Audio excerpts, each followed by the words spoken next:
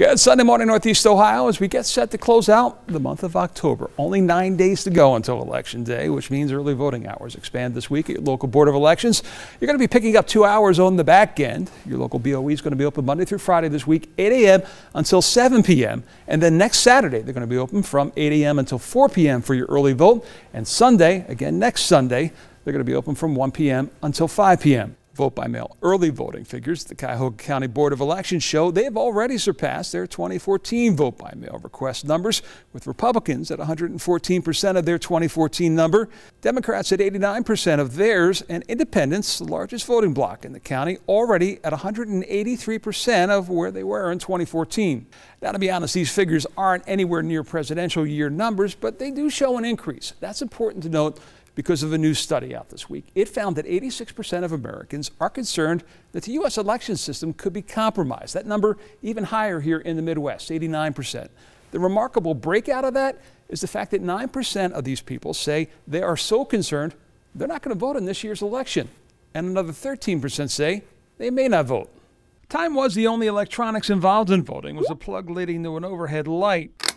But after the hanging chads of 2000, the push to modernize was real. With computers came concern over being compromised, a concern security experts say is also real. In August, an 11-year-old was able to hack into a replica of the Florida state election website and change voting results. And they did it in under 10 minutes. So what about here in Ohio? First off, we still physically have paper ballots that could be checked against the results from the scanners.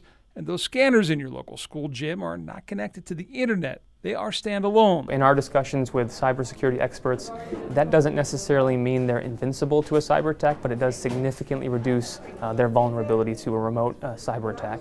The mere fact, though, that nearly 90% of voters in the Unisys study are concerned is a victory itself for those wanting to disrupt the elections, because it plants a seed of doubt about the integrity of the process. And to the 9% who may not trust polling places, election officials say, take advantage of what Ohio offers, early voting. It's a secure and convenient way to vote, and it's also safe.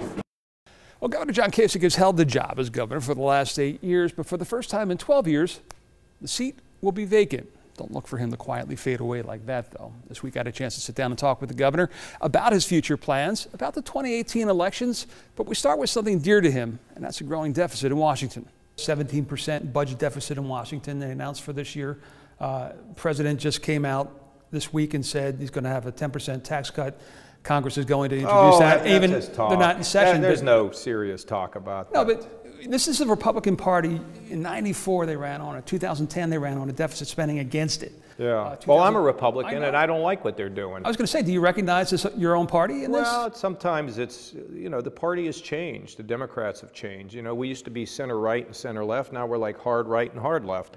But there are many of us in the middle of both parties. I see them no matter where I go. People say, I really like you. I'm a Democrat. And I'm like, what? You're an Ohioan or you're an American, But the problem with the debt is it will strangle this economy over time and really hurt our young people. It's going to happen. It's inevitable.